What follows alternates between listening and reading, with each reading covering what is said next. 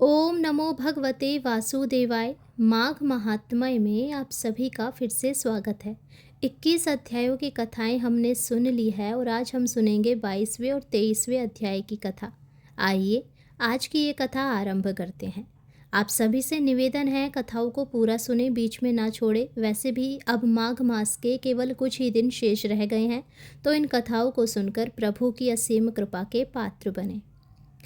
देवनिधि कहने लगे, हे महर्षि, जैसे गंगा जी में स्नान करने से मनुष्य पवित्र हो जाता है, वैसे ही भगवान की इस कथा को सुनकर मैं पवित्र हो गया। कृपा करके उस स्तोत्र को कहिए जिससे उस ब्राह्मण ने भगवान को प्रसन्न किया। लोमश जी कहने लगे कि उस स्तोत्र को पहले गरुड़ जी ने पढ़ा, उनसे मैंने सुना। हे विप्र, यह स्तोत्र अध्यात्म विद्या का सार, पापों का नाश करने वाला, वासुदेव सर्वव्यापी चक्रधारी, सज्जनों के प्रिय, जगत के स्वामी श्री कृष्ण को नमस्कार करता है। जब स्तुति करने वाला विचार करे कि सभी जगत विष्णुमय हैं, तो किसकी स्तुति की जाए। जिस भगवान के श्वांस वेद हैं, फिर कौन सी स्तुति उनकी प्रसन्नता के लिए की जा सकती है। जिसको वेद नहीं जान सकते, न वाणी न मन जान सकता, उसकी स्तुति में अज्ञानी क्या कर सकता है। सारा चर अचर संसार जिसकी माया के चक्र की तरह घूम रहा है, इसी से हे प्रभु आप चक्रधारी कहलाते हो। ब्रह्मा विष्णु आप ही हो, सारे संसार को उत्पन्न करने वाले, ब्रह्मा को भी आप उत्पन्न करने वाले हो। जब जीव शरीर को धारण करता है तो उसमें ज्ञान उत्पन्न होता है। तुम सब सुखों के दाता हो, इसमें कोई संदेह नहीं। आपसे संपूर्ण सुखों को देने वाली बुद्धि उत्पन्न होती है। आप ही 5 काम इंद्रिय, पंच महाभूत तथा मन के विविध भाव हो। ब्रह्मा विष्णु रुद्र की कल्पना से आप संसार की कल्पना इसी प्रकार करते हो जैसे पिता पुत्र की। कवियों में जो रूप शोभा देता है, उन निर्गुण विष्णु भगवान को मैं नमस्कार करता हूँ। जिसमें ज्ञान रखने से श्रुतियों में कहे हुए कर्मों को लोग करते हैं, उस परम ब्रह्म को मैं नमस्कार करता हूँ।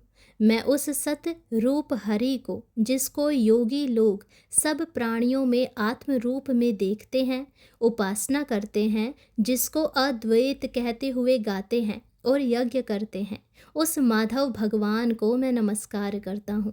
मनुष्य को माया तथा मोह में पैदा हुए विचित्र आभास, अहंकार तथा ममता को जानकर खो देते हैं, उन भगवान को मैं नमस्कार करता हूँ। जो पापी भी आपको प्रणाम करता है, उसको यमदूत ऐसे नहीं देखते हैं जैसे उल्लू सूर्य को।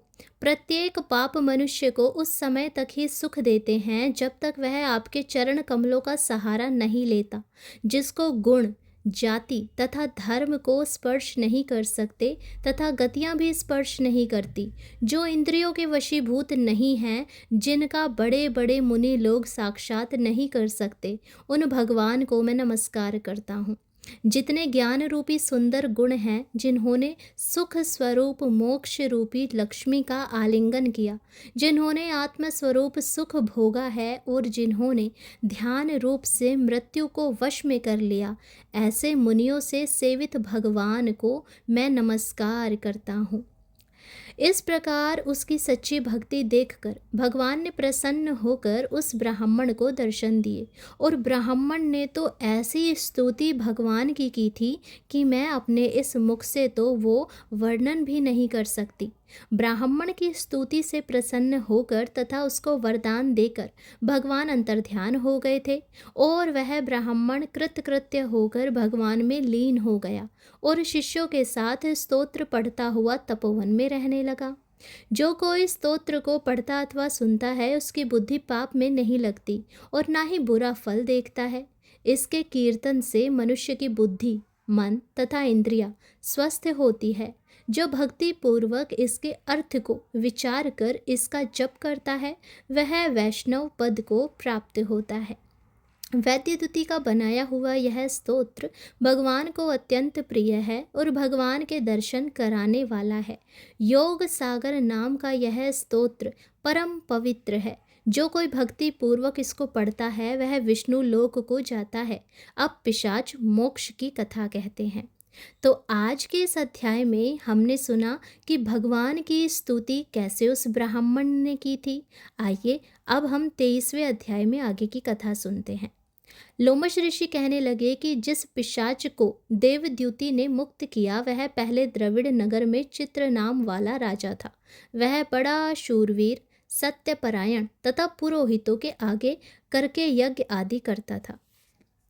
दक्षिण दिशा में उसका राज्य था और उसके कोष धन से भरे हुए थे। उसके पास बहुत से हाथी, घोड़े और रथ थे और वह अत्यंत शोभा को प्राप्त होता था। बहुत सी स्त्रियों के साथ क्रीड़ा करता था और अनेक यज्ञ उसके किए हुए थे। वह नित्य अतिथियों की पूजा करता था और शास्त्र विद्या में निपुण था। ब्रह्मा, विष्णु, महेश तथा सूर्य की पूजा सदैव किया करता था। वह जंगल में भी स्त्रियों से घिरा हुआ क्रीड़ा किया करता था। एक बार वह पाखंडियों के मंदिर में गया और वेदहीन भस्म लगाए महात्मा बने हुए पाखंडियों से उस राजा की बातचीत हुई। पाखंडियों ने कहा कि हे राजन, शैव धर्म की महिमा सुनो। इस धर्म के प्रभाव से मनुष्य पाप को काटकर मुक्त हो जाता है। सब वर्णों में शैव मत ही मुक्ति देने वाला है। शिव की आज्ञा के बिना दान, यज्ञ और तपो से कुछ नहीं बनता। शिव का सेवक होकर भस्म धारण करने, जटा रखने से ही मनुष्य मुक्त हो सकता है। जटा धारण करने तथा भस्म लेपन से ही मनुष्य शिव के समान हो जाता है। इसके बराबर कोई पुण्य नहीं। जटा भस्म धारण किए हुए सभी योगी शिव के सदृश होते हैं।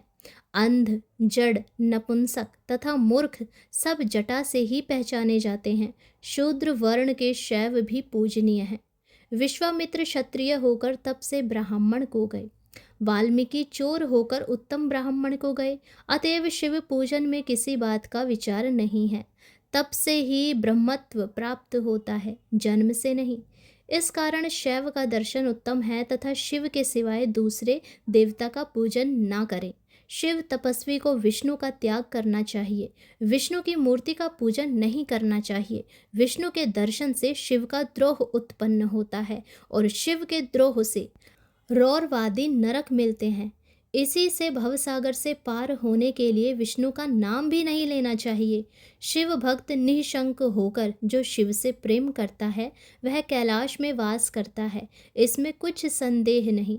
इस धर्म का पालन करने वालों का कभी नाश नहीं होता।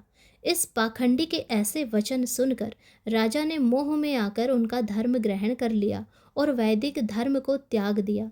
वह श्रुति, स्मृति और ब्राह्मणों की निंदा करने लगा। उसने अपने घर के अग्निहोत्र को बुझा दिया और धर्म के कार्य बंद कर दिए। विष्णु की निंदा और वैष्णवों से द्वेष करने लगा और बोला, कहाँ है विष्णु? कहाँ देखा जाता है? कहाँ रहता है? किसने देखा है? जो कुछ है लोग नारायण का भजन करते थे उनको दुख देता।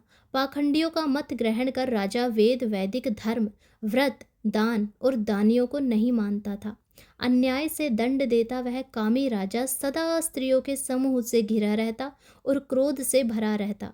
गुरु तथा पुरोहितों के वचन को नहीं मानता था। पाखंडियों पर विश्वास करता हुआ उनको गांव, हाथी, घोड़े और सुवर्ण आदि दे देता था। उनके सब कार्य करता, भस्म धारण करता और मस्तक पर जटा रखता था। और जो कोई विष्णु का नाम लेता उसको मृत्युदंड दिया जाएगा, ऐसा ढिंढोरा पिटवा दिया था। उसके भय से ब्राह्मणों तथा वैष्णव ने उस देश को ही छोड़ दिया और दूसरे देश में चले गए। सारे देशवासी केवल नदी के जल से जीते थे। जीविका से दुखी होकर वृक्ष आदि नहीं लगाते थे, ना ही खेती बाड़ी करते थे। प्रजा अन्न के अभाव से गला सड़ा अन्न भी खा लेती थी। आचार विचार, अग्नि, क्रिया सबको छोड़कर काल रूपी की तरह वह राजा शासन किया करता था। कुछ काल के पश्चात उस राजा की मृत्यु हो गई और वैदिक रीति से उसकी क्रिया भी नहीं गई। यह यमदूतों से अनेक प्रकार के दुख उठाता रहा। कहीं लोहे की कीलों पर से चलना पड़ा, कहीं जलते अंगारों पर चलना पड़ा।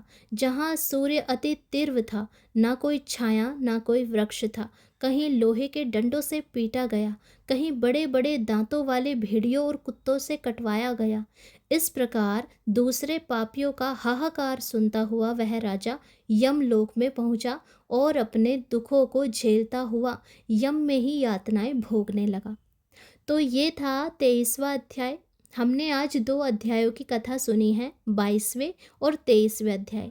आगे के कथा में हम अगले 2 अध्याय की कथा सुनेंगे। तब तक के लिए आप इन कथाओं को खुद भी सुने, अपने सगे संबंधियों को भी सुनाएं और भगवान की असीम कृपा के पात्र बने। राधे राधे। हरे कृष्ण।